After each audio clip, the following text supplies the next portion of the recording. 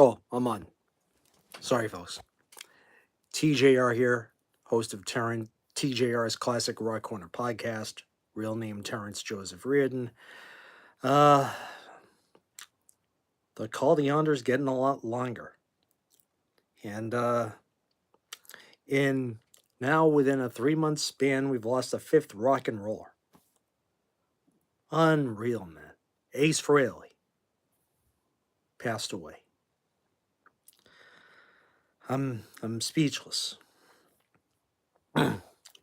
Totally speechless. I mean, I knew he was having some health issues. I knew he had suffered a fall, but I didn't expect him to die the way he did. Unreal. Just a few short days ago, we lost John Lodge of the Moody Blues. And I just finished recording the episode on Long Distance Voyager, which is going to be my tribute to him. Which means now there's only two members of the Moody Blues in their history that were active members of the band still with us. The only two still alive now are Justin Hayward. Hey, Tor, how you doing? I'm doing my eulogy to Ace Frehley of Kiss, the spaceman. Space Ace. I'm at a loss for words. The fifth rock star to die since July. They're not dying in threes anymore. They're dropping like freaking flies. This is insane. I mean, we lost Ozzy in July. The next day, we lost George Koymans of Golden Earring, a band that should have been bigger apart from those two hits they had in the States, Radar Love and Twilight Zone. I have an episode on their 1982 album which features Twilight Zone cut in the vault, ready to go. Yeah. Then Rick Davies, a Supertramp. I re-aired an old episode I did for one of my old shows as an episode for Rick. Even in the quietest moments. He was the man that was Supertramp's constant in their history. The only original member to have played on every album, played on every tour, was there from the beginning, was there at the end. John Lodge of the Moody Blues, who joined in 1966, around the time that Justin Hayward joined the band. And John and Justin turn out to be the two big voices of the Moody Blues. On albums like Days of Future Past, which I did an episode, Seventh Sojourn, which I have to record an episode at some point. I don't want to do overload of albums cashing in. A Question of Balance, Long Distance Voyager, which I recorded that episode as my tribute to John Lodge, and also to prove to the world that there's only two Moody Blues members left. In their entire history, there's only two members of that band's key members between 1966 and 1990 still alive. That being Justin Hayward, singer, songwriter, guitarist of the Moody Blues, and keyboard player Patrick Moranis. The same guy who was with Yes on 1974's Relayer. And Bray, get your jive ass out of here. It's a rock and roll show. I'm not in the mood. I'm eulogizing rock legends, so take your jig ass out of here. Bray, go fuck yourself. Get out of my feed, bitch. Sorry. I am not funny. And I'm a rock and roll show. Livy, you're out of here. Bray, get out of here. I'm trying to talk about rock here. Rock music. Alright, you know what? Getting you ready, you bastards. You're gone. And you're gone. How many AI people are going to show up tonight? I apologize.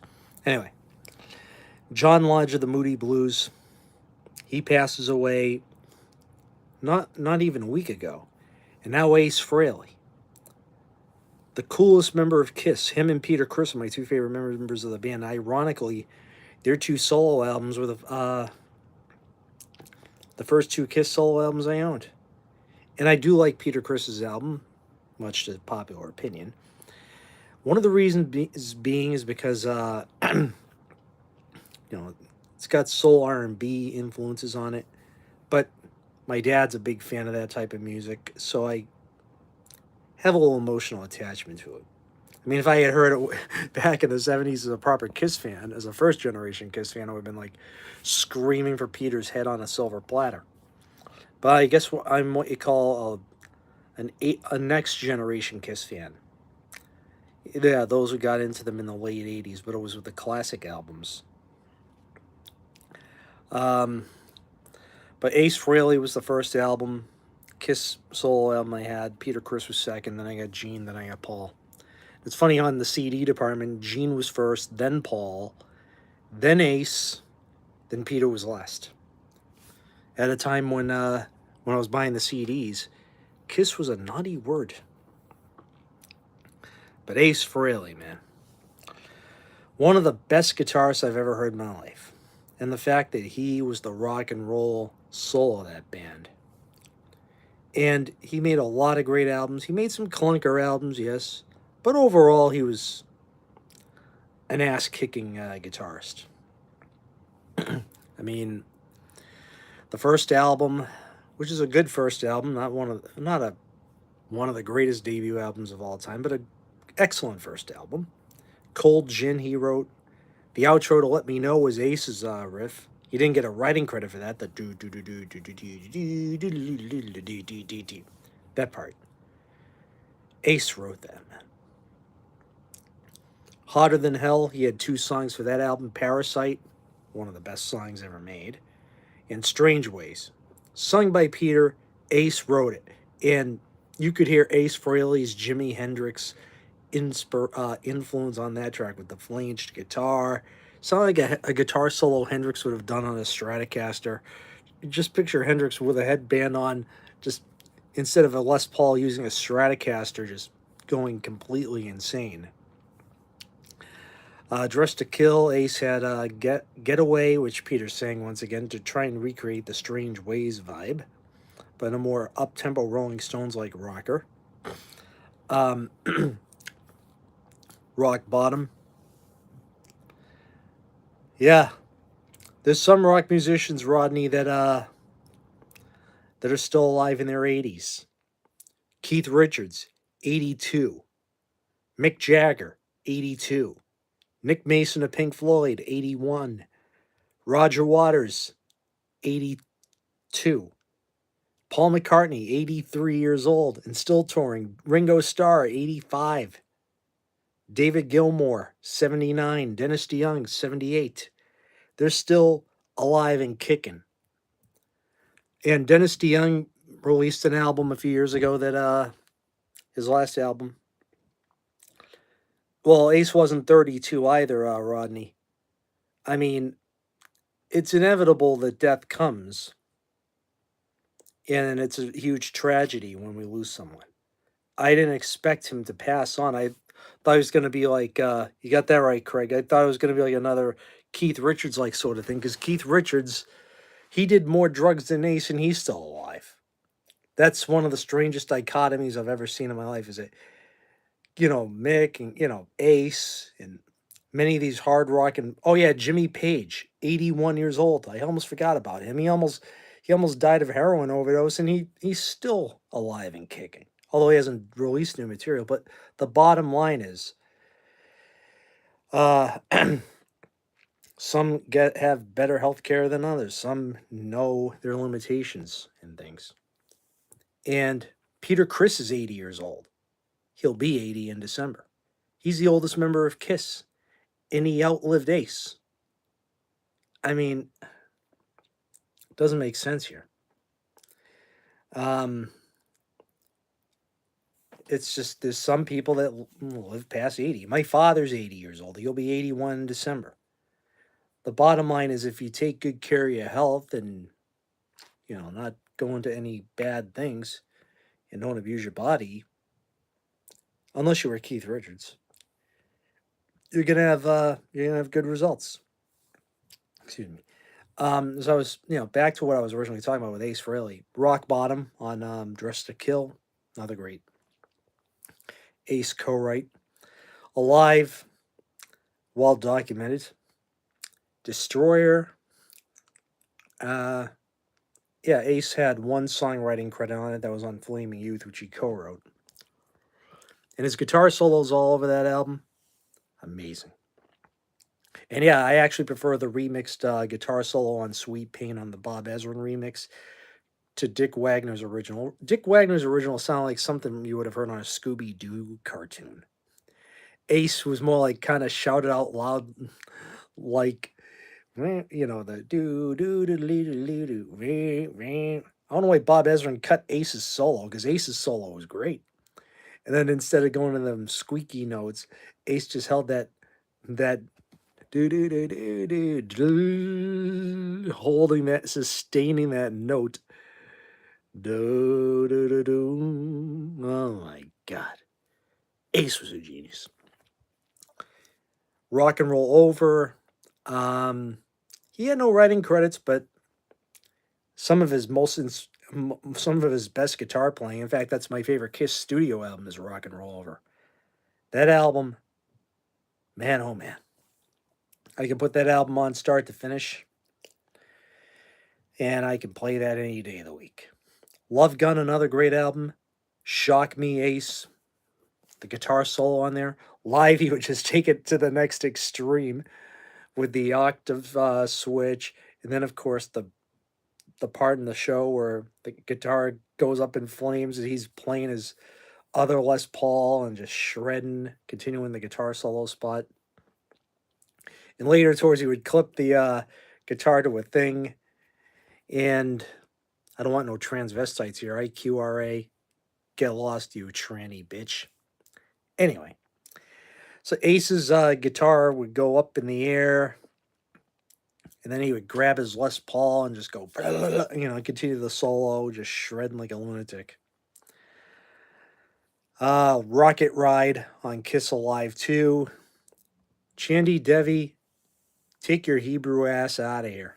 I can't read for shit. I'm not good at reading Egyptian. When you learn to speak English, come on my channel. Anyway, Rocket Ride, another great Ace track. His solo album kicked ass.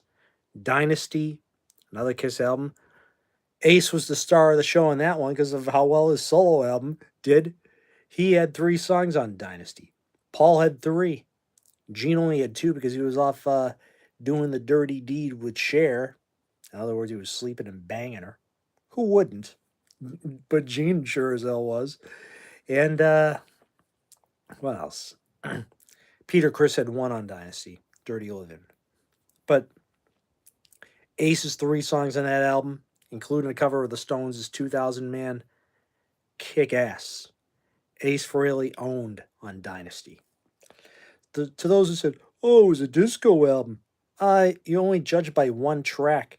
The rest of that album was hard rock, especially Ace Frehley's contributions. Ace owned Dynasty. Peter Criss's best vocal on a Kiss album was on Dynasty, Dirty Living. The only song where all 4 members of the band played on. Because we know Gene was not on the songs I know he wasn't on I Was Made for Loving You. That's not his bass playing. That was Ace. He did play on Sure Know Something because it's a simple Gene bass part. Boom, boom, boom, boom, boom, boom. I think that was Gene. Might have been Paul. I ain't so sure. But Ace did do all the guitar solos on Gene's tracks, Paul's tracks, Peter's track, his own tracks, of course. Man, oh man, oh man. Unmasked had maybe 3 good songs, but the rest of it sucked. The first 3 songs were good. Is That You was a nice tune. Shandy, a beautiful ballad. Talk to Me, good tune. Not the best Ace Frehley tune, but a good tune nevertheless. But the other 8 songs in the album, utter horseshit. Especially Naked City. What the fuck? I apologize. Don't like Naked City. Never did, never will. I can't say never. I did not like Naked City then. I don't like it now. much better terminology because I learned from my late mother not to say never because anything is possible. But I absolutely don't like Naked City, and I absolutely don't like Easy as It Seems, and I absolutely don't like Tomorrow or any of the rest of the songs in the album. The other two Ace songs in the album aren't that great either, come to think of it. His guitar solos were neutered on that record. That's why the album sucked, I think. Lack of Ace Frehley guitar pyrotechnics and a Peter track. If Peter Criss hadn't been forced to leave the band, maybe Peter could have saved it. In an alternate universe, that may have been the case. Music from the Elder, love that album. I know a lot of people don't like it, but Ace Frehley picked a perfect album to go out on because it's a top 5 Kiss album for me. Yeah, it's fans who love albums, not critics. On the Elder, there was a lot of great songs like um, "Dark Light," one of Ace's best tunes.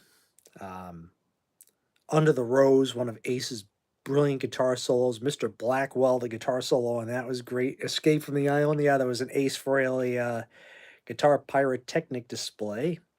He's on Odyssey. He's on I don't know if he's on The Oath. Some are saying it's Paul doing the solo, but it could be Ace and Paul in unison doing the double track guitars. Kind of like Shout Out Loud in a way. But Just a Boy, I know that was Paul Stanley doing the guitar solo, and I know World Without Heroes was Paul. And yeah, some people don't like that album, but I think it's a masterpiece. Then Fraley's Comet was good. Trying to think. Rock Soldiers Into the Night, Stranger in a Strange Land, Fractured 2. Dolls is a fun song, but, you know. Second Sighting had one great track, Insane, a so-so track in Loser in a Fight. I didn't like Todd Howard's vocals on it, but Ace sang well. The Acorn is Spinning, great instrumental. Trouble Walking, the follow-up album, Shot Full of Rock, Ass Kicking, Do Ya, the cover of the ELO tune, Kick Ass. Five Card Stud, killer rock tune. Hide Your Heart, kind of give it over the edge of the Kiss version on Hot in the Shade, which came out, I think, at the same time. Oh my goodness. And I forget the song that followed it because I haven't had the album in a while. But the title track is great. Peter Criss playing percussion and backing vocals on it. Too Young to Die, which featured Richie Scarlett on vocals. Back to School, Remember Me, Fractured 3. Amazing album. Then his contribution on Psycho Circus. He did do a lot of great guitar work on that record. He had 3 solos on that record. He's playing lead on I Pledge Allegiance to the State. That's Ace's tone. You can spot it anywhere. Into the Void, the most Kiss-like tune, the only song where all 4 members of the band played on that album. To me, a perfect finale for the classic band. And You Wanted the Best had all 4 of them on lead vocals. The only song in Kiss history to feature all 4 members of the band doing vocals and Ace, although he didn't play the backing rhythm guitar parts, he did do the guitar solo on that track. And then Anomaly was okay. Space Invader, great album. Spaceman from 2018, masterpiece. 10,000 Volts, I have to give that a try. And yeah, I did see Kiss 3 times with Ace. 1996, 1998, and 2000. Both in Beantown, at what was then called the Fleet Center, now known as TD Garden. The first was the reunion tour of 96. It was a great show, but I had a very bad experience that night because my half-older brother was drunk and high, so I had to hold him up the whole time because he was like too wasted to do shit. But Ace did well. It's great to hear him play Rock Bottom live finally, with Ace using a double neck. What else did they play? Ace did Shock Me, New York Groove with him changing the last lyric to back in the Boston Groove. Yeah, so the Red Sox fans wouldn't lynch Ace Frehley for singing New York. You got to remember, Boston is Red Sox country, and if you mention New York to a Red Sox fan, they're gonna scream for your call for your head on a silver platter. Then I saw them again on the first arena show of the Psycho Circus tour in November 1998. Phenomenal, phenomenal show. And Ace, again, the savior. He sang Cold Gin that night in full because Gene Simmons forgot to go to his microphone because Gene was playing to the crowd and the crowd was singing the first line. Gene's like, sheesh, I got to go back to the microphone. Then Ace Frehley runs to his mic and sings, right, everything from I Need Your Fuel to Build a Fire. So he sang the majority of the song except for the first verse, which the crowd sang because Gene was having a brain fart. But again, Ace Frehley to the rescue. They did Shock Me that night again, but no guitar solo spot during Aftershock Me. He just was moved to the next Ace Frehley song that night, which was Into the Void from the then new album, Psycho Circus. The third of the new songs played that night. And after the song ended, Ace went into his guitar solo spot, which was just amazing. And that was the only show on the tour where Peter Criss's drum solo was during God of Thunder, and he just did that drum solo thing where his drum kit rose from the drum riser and moved via cables up in the air, and he was doing his drum solo in the air. Eat your heart out, Tommy Lee. Peter Criss did it better. And Peter Criss was not a wife-beaten scumbag either. But c'est la vie. Then I saw Kiss for the final time with the Originals in 2000 on the Farewell Tour, which should have been the Farewell Tour, but never mind. But my goodness. Ace Frehley, man, oh man. I mean, a lot of people who had met him said he was the funniest, coolest guy in the world. Of course, don't forget his most famous interview, the Tomorrow Show with Tom Snyder, Halloween 1979. Ace and Peter overtook Paul and Gene, and Paul and Gene got pissed.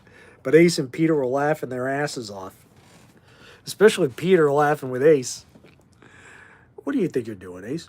He's ruining your teddy bear. I'm making him a space bear. The only space bear I got him captured. Oh my goodness. And Peter was laughing. And Gene and Paul were trying to downplay those two guys. Ace and Peter were just like, screw that. We're the rock and rollers in this band. And then Peter roasted Paul going, yeah, Paul wants to overlook the Long Island Expressway on a horse. And you get to be a vampire every night. And I can't be a gangster? That's not fair. It's not fair. Oh, man. Peter Criss and Ace Frehley. The two coolest members of Kiss. I mean, do I enjoy everything that they did? No. But did I go back as a fan and check out new things they did? Absolutely. Because that makes me a fan. And, being an Ace Frehley fan for so many years and a Kiss fan, I mean, if those who knew my days in rock metal combat, doing what I did with Kiss and being a Kiss fan when I was with that show, the first episode we did on Kiss was Music from the Elder. Then we did the top 10 worst Kiss songs. And it's funny that no Ace Frehley song made my top 10 worst Kiss tunes. But a number of Gene and Paul's did. Because I'd rather listen to the worst Peter Criss song than the worst Paul Stanley and Gene Simmons song. And I'd rather listen to the worst Ace Frehley tune than either Gene or Paul. Or any song that Scab, that Eric Singer or Tommy Thayer sang. That was utter sacrilege, if you ask me. But Boy, oh boy, oh boy, oh boy. I can't believe this. And the fact that my former podcast colleague, Ian Wadley on Rock Metal Combat, just doesn't like Peter Criss. All because he met him on a bad day. Sheesh. I mean, Ralph Vieira, my former colleague, met Peter on a good day. And Peter and Ralph were kind of like kindred spirits. Plugged to Almost Human. Although he hates my guts, I still watch his videos from time to time. And of course, Ace was Ace. You couldn't replace Ace Frehley. I mean, yeah, they did, but it really wasn't the same. I do love Creatures of the Night. Look It Up. Liked it more then, but now I'm like, too 80s for my current blood. Actually, Animalize better. I know it's heresy to say that, but that didn't feature Ace. Oh yeah, the Kiss Unplugged with Ace and Peter back. I almost forgot about that. Duh. How could I forget that? That was a killer reunion. 2000 Man Unplugged, ass kicking. Beth Unplugged, ass kicking. Nothing to Lose with Ace. And Bruce Kulick trading guitar leads. And then Paul, Ace, and Peter each taking a verse on Rock and Roll All Night. Where Ace was singing it in the proper, his part in the proper way, whereas Gene would go, "You drive us wild, we'll drive you crazy." That's Gene. Ace was, you people say you'll be mine for a while. You looking fancy and I like your style. You drive us wild, we'll drive you crazy. Typical Ace. And then Peter, and Peter screwed up on the lyrics. You say you want to go for a spin, the body's just become, well, let me in. You drive us wild, we'll drive you crazy. Oh my God. Kiss wasn't the same without Ace and Peter.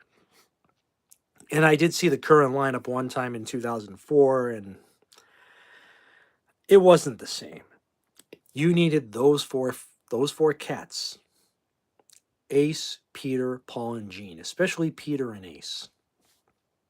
Those two guys, man. Ace Frehley, one of the best guitarists that ever walked God's green earth. A reason why a lot of rock guitarists picked up a guitar in the first place was because of Ace. Ace would just... There was something about Ace Frehley playing a Gibson Les Paul that just made it ass-kicking. Him and Jimmy Page made the Gibson Les Paul one of the best guitars for rock and roll. I mean, Peter Frampton and Joe Walsh, yeah, they played Les Pauls, but not like Ace or even Page. Those two were the kings of the Gibson Les Paul. Man, oh man. And both were called sloppy players, but they were phenomenal. I know Joe Walsh eventually had decided to make the Fender Stratocaster his main guitar. Except for slide guitar, he would use a Les Paul or whatever. But for regular guitar soloing, he switched over to a Stratocaster or a Telecaster. Oh, man. Don Felder, mixture of Stratocaster and Les Paul, depending on the tune. Tommy Shaw was predominantly Les Paul until he bought the Gibson Explorer. Then a Stratocaster. Then I think some chintzy guitar thingy. Then hammer guitars in the 90s with Damn Yankees. In the 1996 and 97 Styx reunions, he was using hammer. And he had a Fender Telecaster during his reunion run when Dennis DeYoung kindly invited him back into the band. Now all the greats are dropping like flies, man. This sucks. Now we lose Ace Frehley. Just a few days before, it was John Lodge of the Moody Blues. And he was also a great musician. Great bass player, great singer. And he was the guy that sang like he was in the castrati range. Isn't Life Strange? He wrote. I'm just a singer in a rock and roll band. That was one of his contributions. Excuse me. Sitting at the Wheel. Great rockin' tune. Stepping in a Slide Zone. Another great tune. Talking How to Turn. Nervous. So he had two ballads on Long Distance Voyager. And Justin Hayward had the up-tempo opening track. Yeah, Justin Hayward is the only singer-songwriter in the band's history still alive. And the other main keyboard playing guy, Patrick Moraz, is still with us as well, despite the fact that Moraz had a bad fallout with the band. And they later downplayed his contributions as a sideman. I'm like, that's revisionist history, textbook revisionist history. Because if he was a session player, a session man, or a sideman, would have he played the introduction keyboard thing on two of their albums? Absolutely not. The Voice began with a 30-second Patrick Moraz synthesizer keyboard extravaganza with Oberheims and various other synthesizers. And of course, The Other Side of Life began with Your Wildest Dreams, which, yep, began with a Patrick Moraz keyboard overture because he was the man that saved their career. He brought them into the 80s. They had more success in the 80s. Gave him a second win, and what thanks they give him? They kick him to the curb. But that's all water under the bridge now. But us true music historian fans know history. And we don't rewrite it, we acknowledge it. And, it just saddens me that all our rock and roll heroes are dropping like flies. I know I'm talking about Ace Frehley and Kiss here, but also wanted to talk about Supertramp, Rick Davies. He was the sole constant in that band's history. And the only album he didn't sing on, although he played keyboards on, was the debut. But there's a lot of songs in the second album he did quite a few vocals. Crime of the Century, of course. In fact, he was the lead singer on their first top 40 hit in America, Bloody Well Right. And he had 4 hit singles as singer of the band. Goodbye Stranger was his most popular. My Kind of Lady was a number 31 hit in 1983. That was the second single from Famous Last Words. Sorry.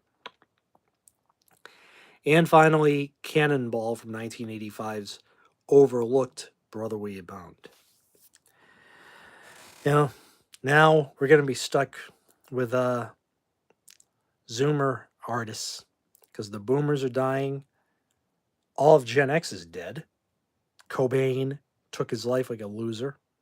I shouldn't disrespect Kurt Cobain, but he was a coward after all. Shannon Hoon OD'd like a moron. Brad Knoll, typical Gen X death, overdose, suicide or OD. That's how they all died, folks. Lane Staley, OD. Who's that fucking dude? Scott Weiland, STP. Killed him, suicide/OD. Dolores O'Riordan, OD, suicide. Taylor Hawkins, OD. Chris Cornell hung himself like a coward. I mean, if you're down in the dumps, don't be afraid to call a psychotherapist and say, I need help. Britney Spears is heading down that road as well, folks. And her Yas Queen, those who yelled Free Britney, the day that happens when you read the headlines, R.I.P., you will have blood on your hands. This is your fault, stupid. You all don't understand the severities of mental illness, and then you add to a drug addiction and or ADHD combined with various different diagnoses. No wonder people go completely cuckoo. But that's neither here nor there. The bottom line is this was my little tribute to Ace Frehley. And if I got a few viewers, great. Those who didn't watch it, I can't help you. I can't change you. But those who did watch, thanks for watching. Look for a Kiss episode on as my tribute to Ace on Destroyer in the next week or two. I just got to put the visuals together. I love you all. Thanks for watching. Good night. God bless you.